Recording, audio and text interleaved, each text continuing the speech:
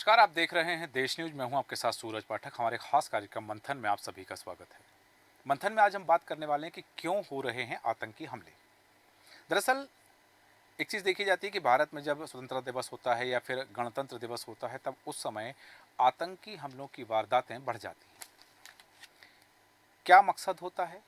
सिर्फ हालांकि स्वाभाविक बात है कि दहशत फैलाना, दहशतगर्दी करना, लोगों को नुकसान पहुंचाने का उद्देश्य होता है, लेकिन ये टाइमिंग को लेकर के सवाल खड़े हो जाते हैं।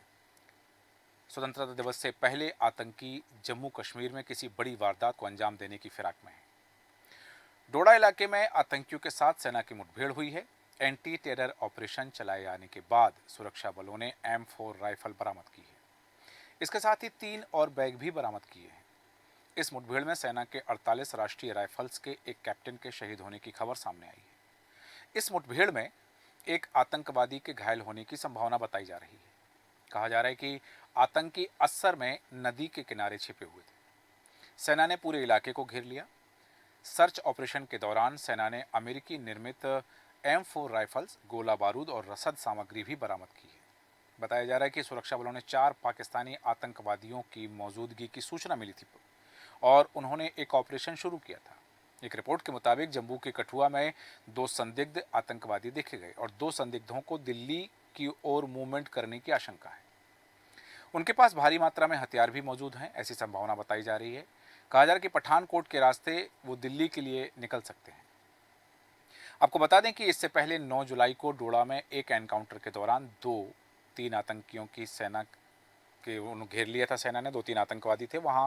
वो कठुआ में सेना के 2 ट्रकों पर हमले के बाद भागने की कोशिश कर रहे थे। तब आतंकियों ने ग्रेनेड हमला करके सेना के ट्रक को निशाना बनाया था। ये आतंकी वारदात जो होती हैं, इससे उनका क्या मकसद होता है? क्या पड़ोसी देश इससे आत्मसंतुष्टि प्राप्त कर लेता है भारत को नुकसान पहुंचाकर? और भारत की ओर से, भारत की सेना की ओर से जो कार्रवाई की जाती है, आतंकियों को मारने की कार्रवाई की जाती है, हालांकि भारत के सैनिक भी शहीद होते हैं। वो शहादत, आतंकी घुसपैठ हो रही है, आतंकवादी हमले कर रहे हैं, सेना के ट्रक पर वो ग्रेनेड फेंक कर हमला कर रहा है और उनके पास अत्याधुनिक हथियार बरामद हो रहे हैं। ये जो सभी चीजें हैं, ये इसके पीछे जिम्मेदार कौन है? और इसके जो बात आती है कि जैश ए मोहम्मद ने जवाबदारी ली कि वो उसने घटना को, वारदात को अंजाम दिया। भारत को क्यों निशाना बनाया जाता है, खासतौर से जब हमारे राष्ट्रीय पर्व होते हैं? हम विमर्श करेंगे इस विषय पर। हमारे साथ खास मेहमान हैं, आपका परिचय कराते हैं। हमारे साथ में DP यादव जी हैं, समाजवादी पार्टी के प्रवक्ता। यादव जी, बहुत स्वागत है आपका देश न्यूज में। साथ ही हमारे साथ में वरिष्ठ पत्रकार आलोक त्रिपाठी जी हैं। आलोक त्रिपाठी जी, बहुत स्वागत करते हैं आपका देश न्यूज में।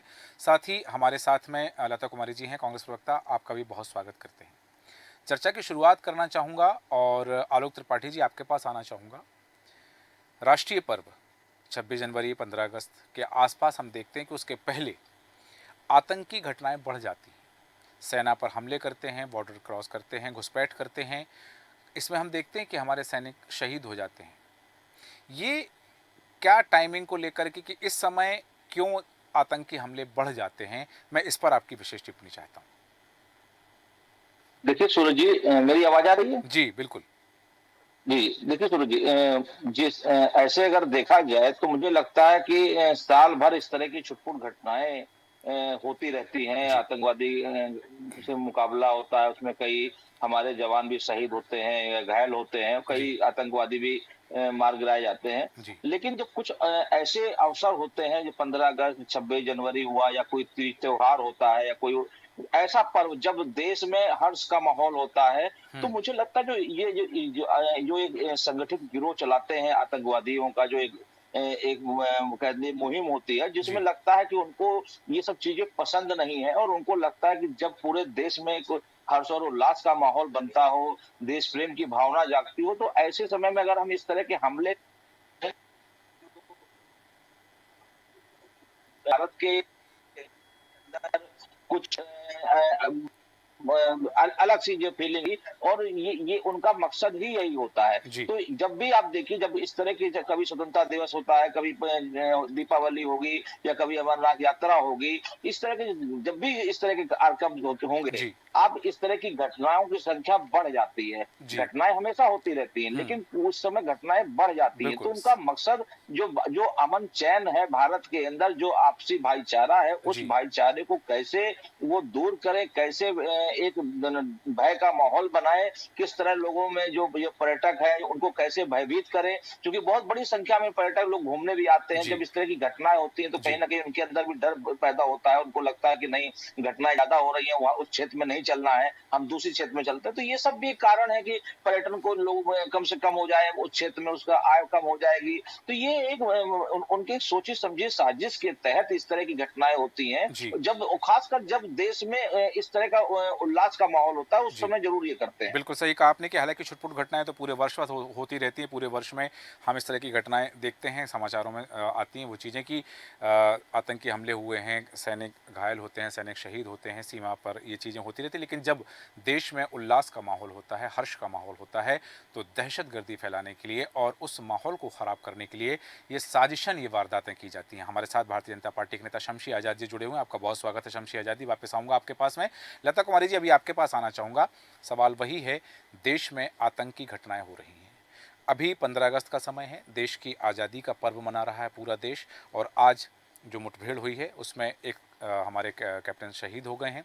साथ ही ये भी खबर है कि 4 आतंकियों को भी मार गिराने की खबर सामने आ रही है। लेकिन तब भी अभी 30 दिन में डोडा में ये दूसरा आतंकी हमला है।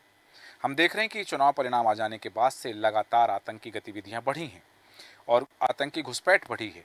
हम ये भी देखा है कि डोडा इलाके में, क्योंकि पहले आतंकियों का जो टारगेट था वो कश्मीर था, अब जम्मू हो गया है। जम्मू में के डोडा में आतंकी गतिविधियां बढ़ रही हैं। यहाँ यही तक नहीं, बल्कि जो उनके जो हैंडल वर्कर्स थे, 8 हैंडल वर्कर्स को गिरफ्तार भी किया था, पकड़ा गया है अभी हाल ही में, पिछले कुछ दिनों में 12 तारीख को शायद उनको पकड़ा गया है। तो ये जो चीज़ें हैं ये देश में लगातार बढ़ती जा रही हैं। इसके पीछे कौन से कारण हो सकते हैं और इस पर आपकी टिप्पणी क्या है? सर, पहले तो मैं आपके चैनल को नमस्कार करती हूँ, आपने जी। मुझे ये मौका दिया। जी।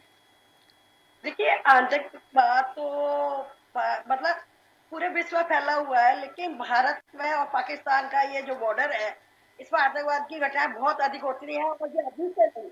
हम किसी पार्टी और किसी को वो नहीं करेंगे जी। टारगेट, लेकिन ये आतंकवादी हमले होते रहते हैं। आपने देखा होगा, पड़ोसी है, दूसरे घर में खुशी हो रही है, हम्म। उसको नहीं पसंद है, हम्म। तो वो इस तरह की हरकतें करते रहते हैं। और अभी छोटी छोटी घटनाएं तो पूरे साल चलती हैं। हम्म। जुलाई से लेके अभी तक 24 हमले हो चुके हैं, हम्म। इसमें हमारे जवान शहीद हो चुके हैं, कैप्टन शहीद हो चुके हैं। हम्म। उन सारी चीजों को लेके अगर हम ये कहें कि आतंकवादी हमले का कारण क्या है, कारण है बेरोजगारी, अव्यवस्था, कुछ त्रुटियां हमारे उसमें भी है, जिसकी वजह से कि संप्रदायवाद है, जातिवाद है, और इस तरह की घटना, बेरोजगारी है। जब युवा कुछ नहीं करते हैं तो उनका कहीं ना कहीं शरारती, जो कहते हैं ना, खाली दिमाग शैतान का घर होता है। तो इस तरह की घटनाओं को, ये मैं नहीं कहती जब तक घर का बेदी लता कुमारी लंका जी, ढाए, ये जो आतंकवादी हैं ये जब पाकिस्तानी तक आतंकवादी हैं, इन्हें यहाँ पर जो खोलने इस तरह की को घटनाओं को अंजाम देते हैं, तो इसमें भारत में बेरोजगारी बढ़ रही है, जातिवाद बढ़ रहा है, तो इसका इन ये आतंक। बिल्कुल मैं जी। सही कह रही हूँ, जी। क्योंकि जो आजकल जो इस तरह के भाषण होते हैं, इस तरह के वो होते हैं, हम्म। वो मतलब उकसाते हैं इस तरह की घटनाओं को करने के लिए। हम्म। चलिए, ठीक है, अभी ठीक है, देखिए, वापस आपके कहीं ना पास वापस आता हूँ। बताना चाहूँगा कि पूर्व कहीं नौसेना अधिकारी, रिटायर्ड नौसेना अधिकारी हैं इंजीनियर अजय कुमार जी हमारे साथ जुड़ गए हैं। आपका बहुत स्वागत करता हूँ। वापस आऊँगा आपके पास में, लेकिन इस समय डीपी यादव जी, आपसे जानना चाहूँगा, जिस तरह से लता कुमारी जी ने कहा कि इन आतंकी घटनाओं के पीछे ये जो बयानबाजी होती है ये जिम्मेदार है, भारत में बढ़ती बेरोजगारी जिम्मेदार है, क्या आप इत्तेफाक रखते हैं इनकी बात से? डीपी यादव जी, आप तक हमारी आवाज़ आ रही है? जी। आ रही है, मेरी आवाज आ रही है आपको? हाँ, आप आ रही है आपकी आवाज़। बताइएगा, जी। जैसा लता कुमारी जी ने जो बात कही कि ये चीज़ें इन आतंकी घटनाओं के पीछे जिम्मेदार हैं, आप इत्तेफाक रखते हैं इन बातों से?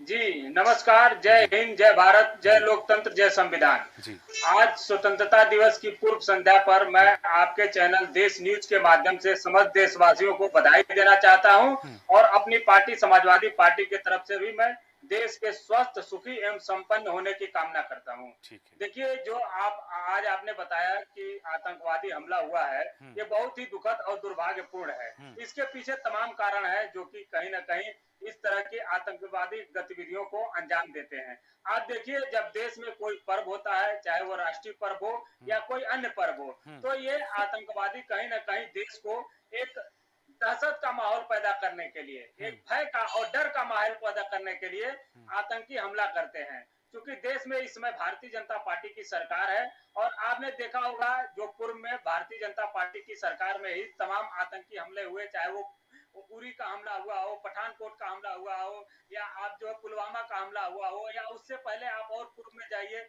तो संसद पर भी हमारे देश में कहीं न कहीं जो लोकतंत्र का मंदिर है उस पर भी अटल बिहारी वाजपेयी की सरकार थी, तो उस समय हमला हुआ था।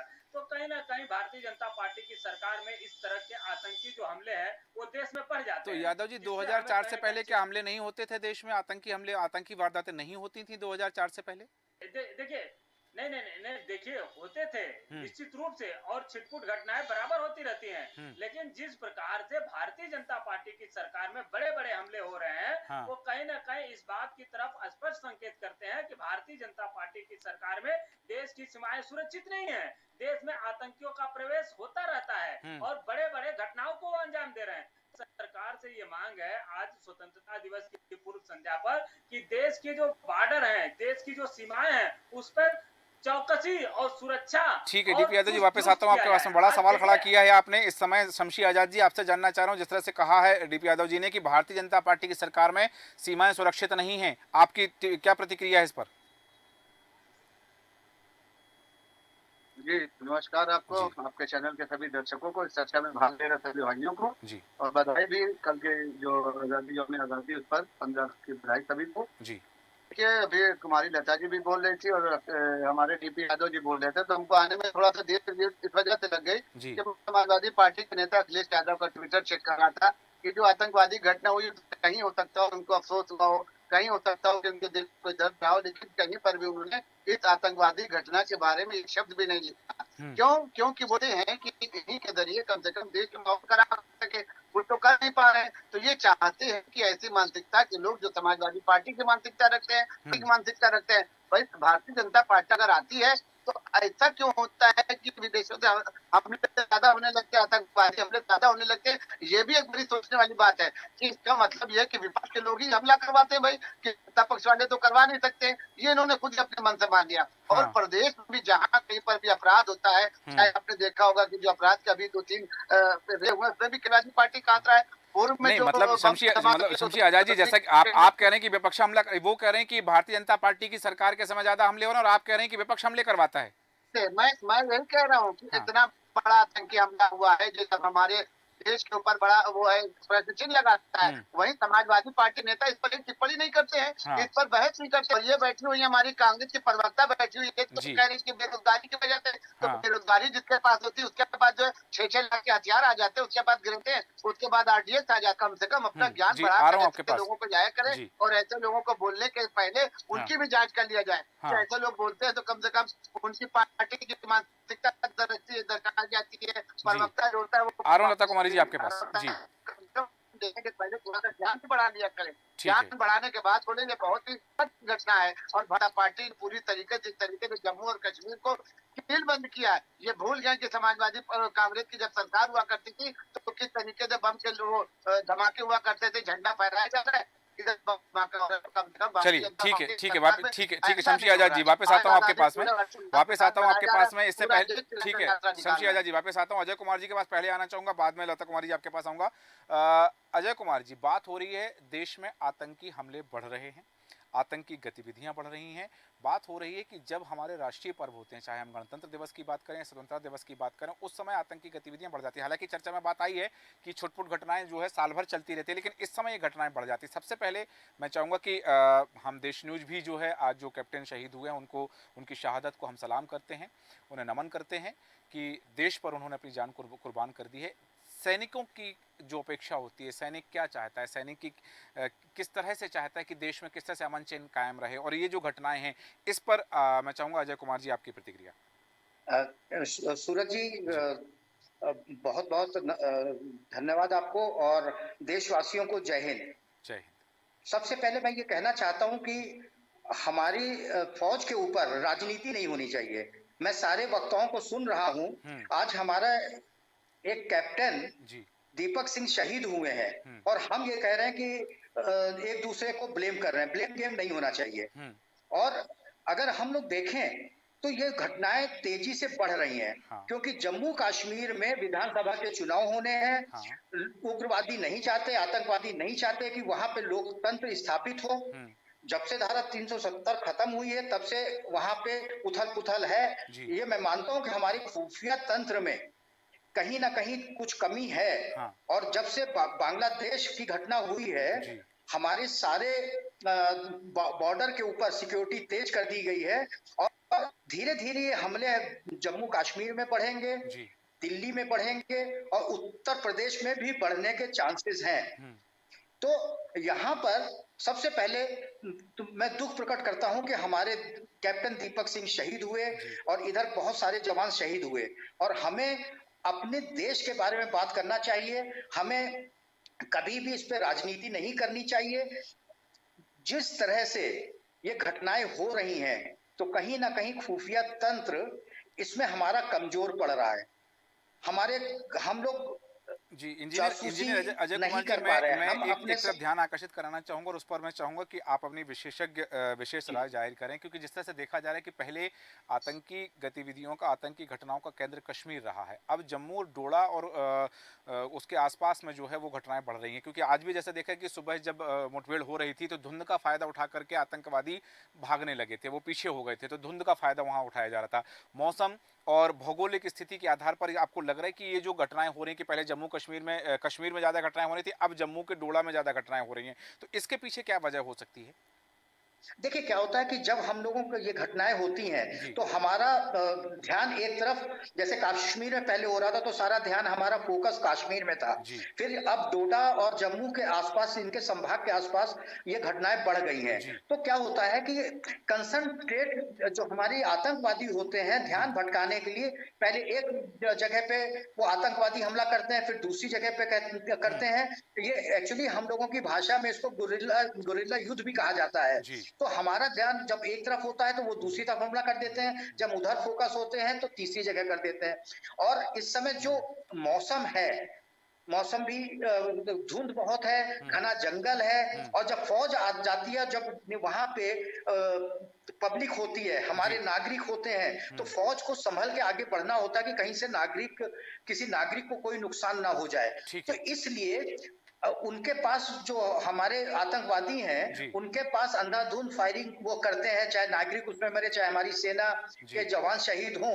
लेकिन हमको जो है संभल के आगे बढ़ना पड़ता है। तो इसलिए आपने कहा इनका कि केंद्र अलग अलग होता है जिससे कि वो हमारा ध्यान भटका सके। ठीक है, आपने कहा कि ध्यान भटकाने के लिए स्थिति होती है और एक जगह जो कि घटनाएं बढ़ रही होती हैं तो वहाँ केंद्रित हो जाती हैं सारी चीज़ें, फोर्स वहाँ केंद्रित हो जाती है, तो वो दूसरी जगह का अपना विकल्प चुन लेते हैं। वापस आता हूँ आपके पास में, और समाजसेवी डॉक्टर इंदु सुभाष जी हमारे साथ हैं। डॉक्टर इंदु सुभाष जी, आपका बहुत स्वागत है देश न्यूज़ में। हम बात कर रहे हैं कि राष्ट्रीय पर्व पर आतंकी गतिविधियां बढ़ने पर क्यों बढ़ जाती हैं, जैसा कि अभी बात हुई है।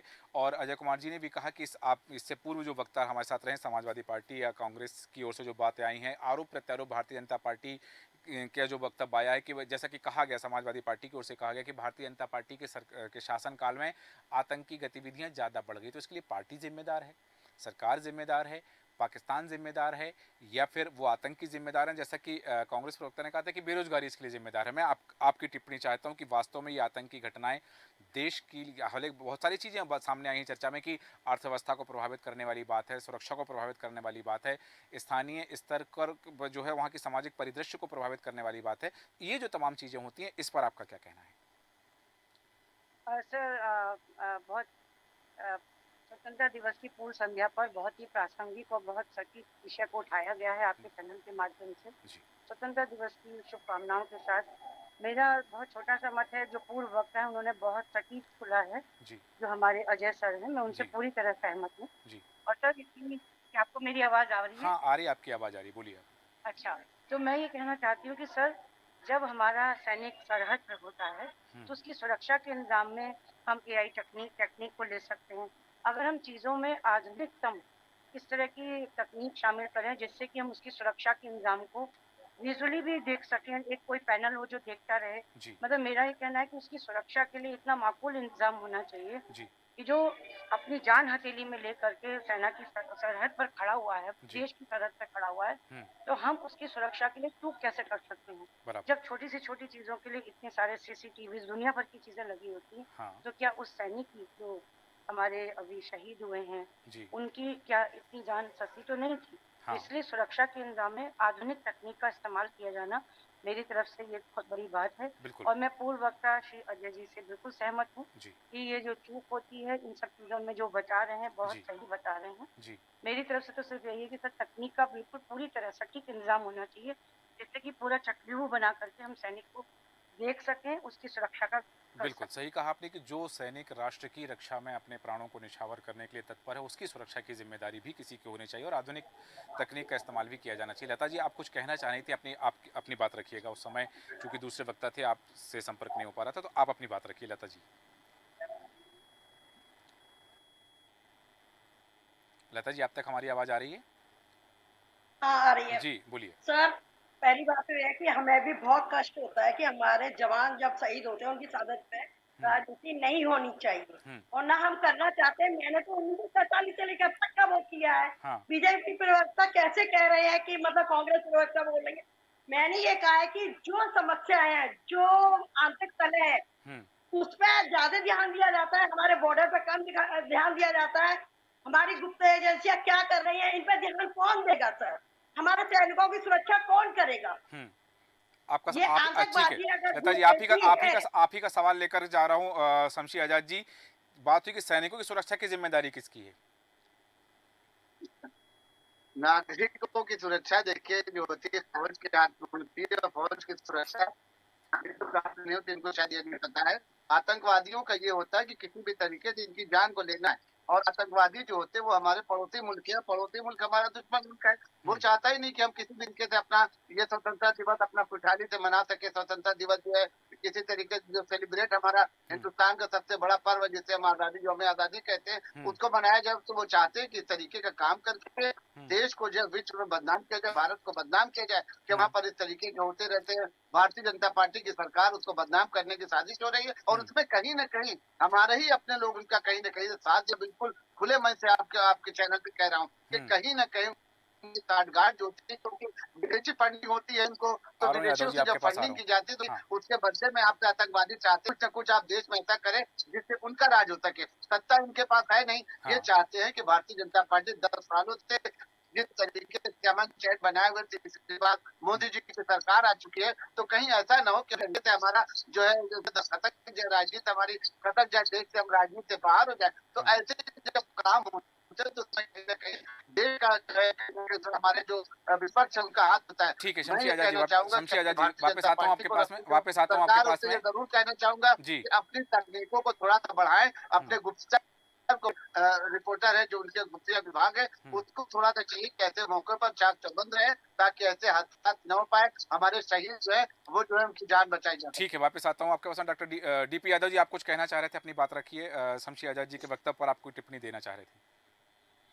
देखिए कितनी दुर्भाग्यपूर्ण बात कि भारतीय जनता पार्टी कितनी बेशर्मी से बात कर रही है कि देश के अंदर छुपे हुए हैं साजिश करता है। अरे आपकी सरकार है, आपका खुफिया तंत्र विफल हो चुका है, आपको शर्म नहीं आ रही है? देश में छुपे हुए हैं तो आपको पता नहीं लगा पा रहे हैं आप? कौन पता लगाएगा? कौन पता लगा रहा है? कौन पता लगा रहा है?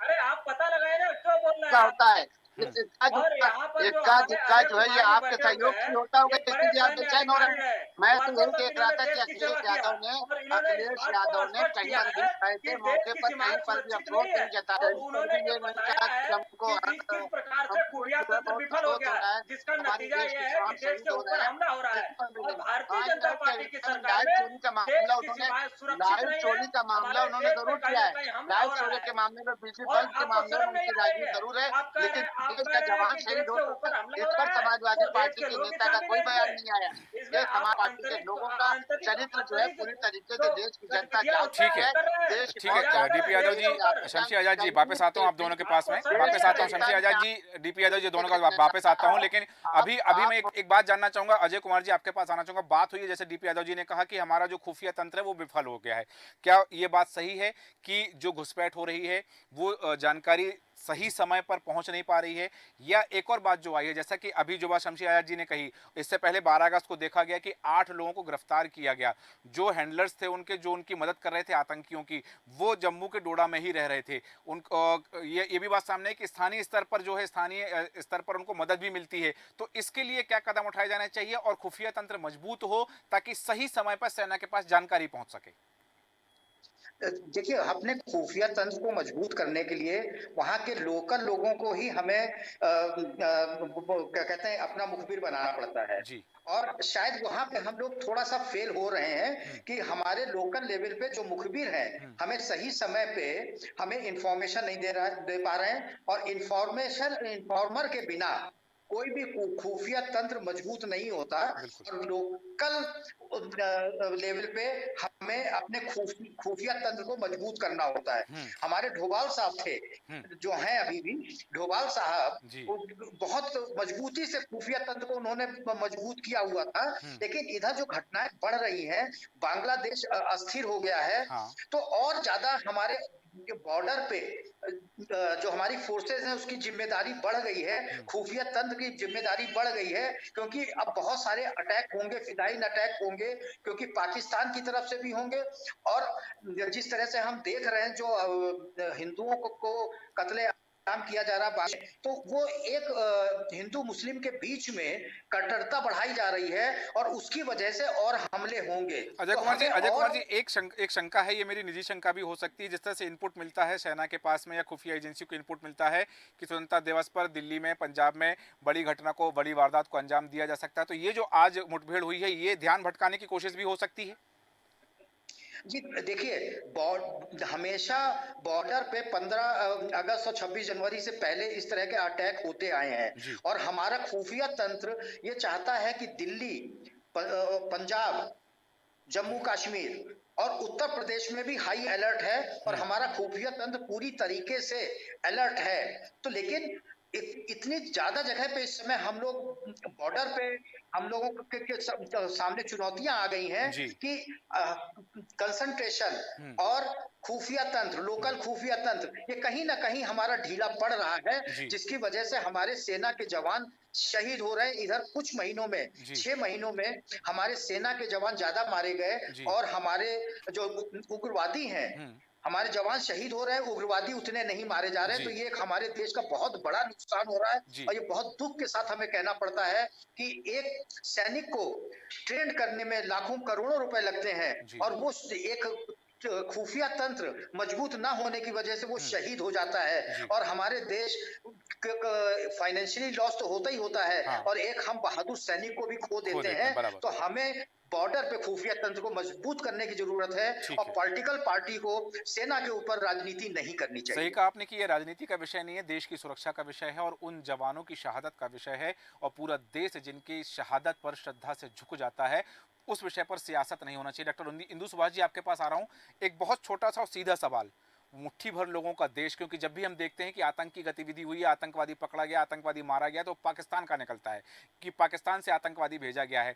अब यहाँ सवाल ये है कि मुट्ठी भर लोगों का देश, उस देश के लोगों की इतनी हिम्मत कैसे हो जाती है कि भारत जैसे सशक्त देश पर वो आतंकी हमला कर पाते हैं? इसके पीछे क्या वजह हो सकती है?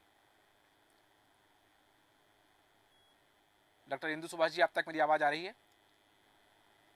वापस आता हूं आपके पास में, और यही सवाल लेकर के, जो सवाल मैंने डॉक्टर इंदु सुभाष जी से पूछा था, वही सवाल लेकर के आलोक त्रिपाठी जी आपके पास आ रहा हूं। कैसे?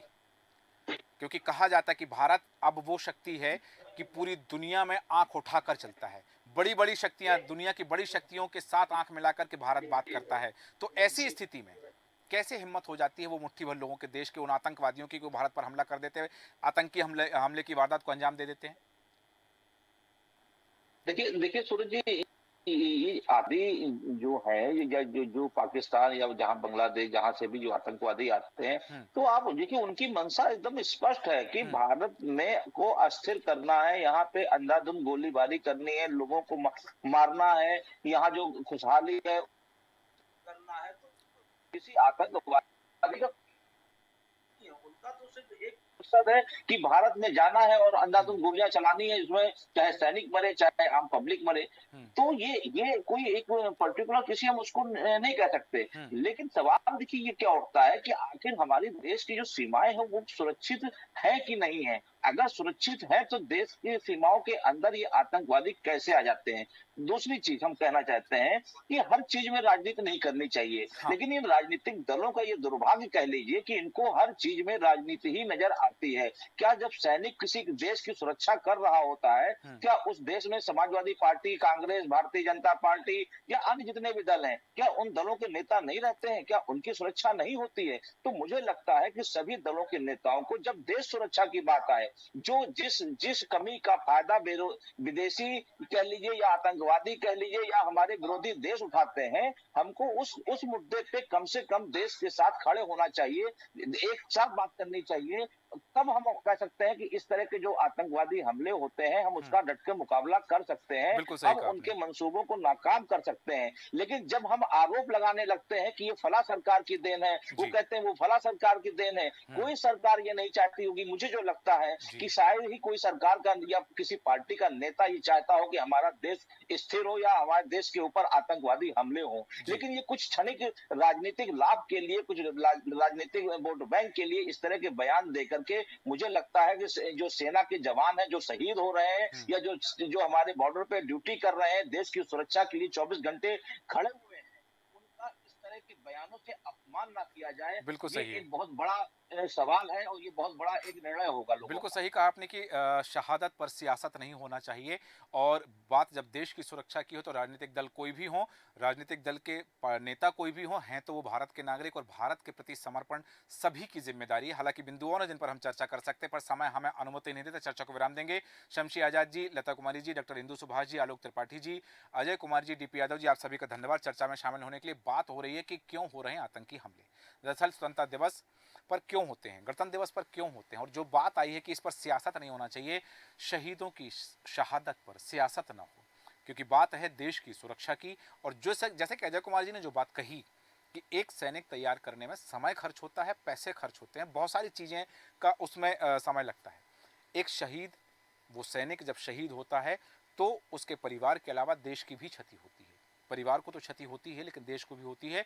इन सब चीज़ों के साथ आज जो मुठभेड़ हुई है, इसके अलावा हर बार देखा जाता है कि यहाँ चर्चा के बीच एक बात आई है सुरक्षा तंत्र को लेकर के, खुफिया तंत्र को लेकर के, मुखबिर तंत्र को लेकर के, क्या उस दिशा में कार्य करने की आवश्यकता है। ये देश सोचता है, सैनिक सोचते हैं और सेना के वरिष्ठ अधिकारी भी विचार करते हैं इस पर। लेकिन तब भी ये बात ज़रूर है कि यदि भारत की तरफ कोई आंख उठाकर देखेगा तो भारत अब चुप रहने वाला नहीं है। भारत घर में घुसकर मारता है और घर में घुसकर मारने वाला देश हो गया। हमारे आज के खास कार्यक्रम में इतना ही। बने रहें देश न्यूज़ के साथ। नमस्कार।